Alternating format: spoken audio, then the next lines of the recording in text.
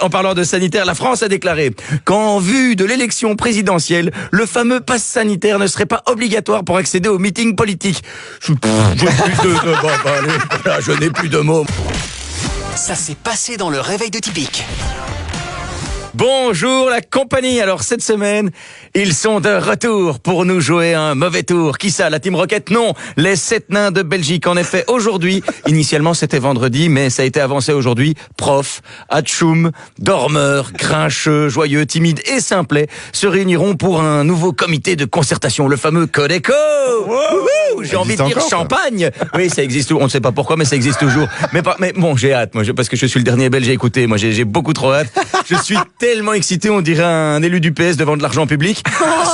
Sauf que dans mon cas, à part les images du Codeco, rien ne sera détourné. Sinon, en parlant de politique et d'argent, vous connaissez la meilleure? Non. Oui, cette histoire commence bien. Argent, politique, clairement, c'est pas un truc où le citoyen sort gagnant. Donc, du côté de Bruxelles, la semaine passée, on apprenait que le bourgmestre de la commune de Forêt, qui est en arrêt maladie depuis 1 an, continue de percevoir 100% de son salaire. Hashtag fils de... Win for life. Ça du dérapage, dis. Et win for life plus que confortable. Le gars est en arrêt maladie depuis 1 an et il continue de toucher 8400 € brut par mois. Boum! Mais ça, c'est une carotte, mais de Tchernobyl. Autrement dit, même avec un piston hydraulique, tout ne passe pas. À ce stade-là, c'est même plus du foutage de gueule, comme dirait Grace dans Avatar. Il nous pisse dessus sans même prendre le temps de nous faire croire qu'il pleut. 8400 € brut par mois. Ça veut dire qu'à l'arrêt, ce gars gagne presque l'équivalent de 4 mois de salaire d'un éboueur. À la différence que l'éboueur, la merde, il la nettoie, il ne la fait pas. Alors, vous allez penser que le bourgmestre de Forêt n'est qu'un profiteur, une sorte de shérif de Nottingham des temps modernes, qui s'en met plein les poches sur le dos du citoyen. Oui, un peu, mais il est dans son droit, et c'est ça le pire, il ne fait rien d'illégal, c'est notre système qui le permet. Fallait juste le savoir. Voilà. C'est tout, fallait le savoir, mais bon, quand tu fais pas partie de la mafia, Tony Boutouillot, il te dit rien, mais maintenant que je le sais,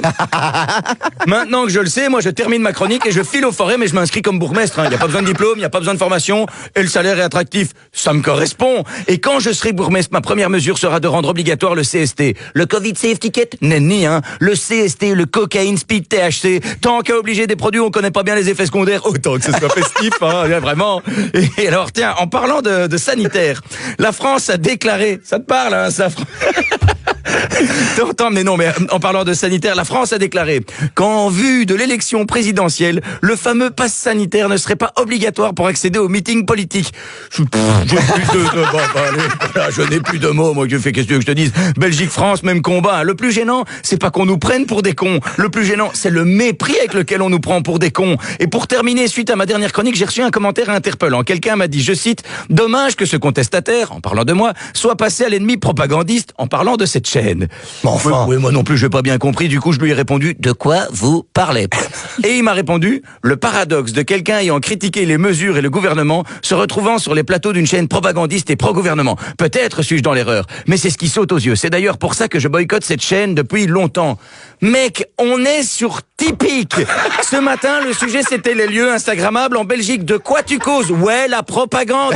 Et surtout, le vrai paradoxe. Comment tu peux savoir ce qui est dit sur cette chaîne alors que ça fait longtemps que tu la boycottes? Encore un fan de Carla Brunien. C'est quelqu'un qui m'a dit. Bah oui, bah ta gueule. J'imagine, lui, sur son bras, il est tatoué. Je ne vous écoute pas, mais je sais parfaitement ce que vous dites. Alors, elle est pas belle la vie?